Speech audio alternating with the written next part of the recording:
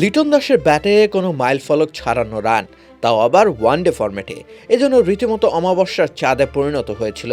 তবে কালে ভদ্র লিটনের কাছ থেকে যে দারুণ ইনিংসগুলো চোখে পড়ে, বহুদিন বাদে এমন এক ইনিংসের দেখা মিলল বিসিএল ওয়ানডেতে।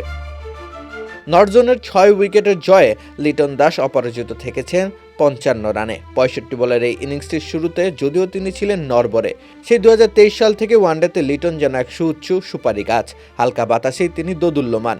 এমন পরিস্থিতিতে তিনি কাটিয়েছেন পাক্কা ২টি বছর। ২০২৫ সালে চ্যাম্পিয়ন্স ট্রফিতে তিনি জায়গা পেলেন না বাংলাদেশের ওয়ানডে দলে। লিটন মানের একজন ব্যাটারের জন্য যা ছিল ভীষণ বেদনাতুর, কিন্তু কি আর করার, ফর্ম যে তার একেবারেই নেই তখন।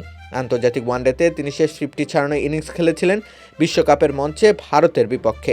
৬৬ রানের সেই ইনিংসটির পর কেটে গেছে ১৪টি আন্তর্জাতিক ইনিংস, লিটনের আর ফর্মে ফেরা হয়নি। ডাকের অলিখিত অধিপতি বনে গিয়েছিলেন তিনি। লিটনের অফ ফর্মের ধারা অব্যাহত ছিল ২০২৪ সালের ঢাকা প্রিমিয়ার ডিভিশন ক্রিকেট লিগেও।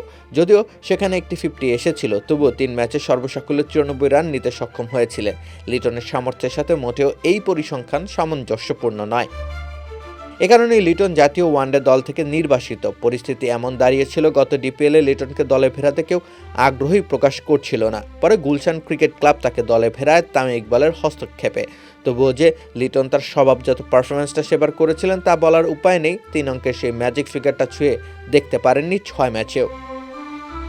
সেই লিটন যখন ম্যাচ যেত না একটা ইনিংস খেলে ওয়ানডেতে, তখন নিঃসন্দেহে সেটা তার জন্য যতটা স্বস্তির, তেমনি পুরো ক্রিকেট মহলের জন্য।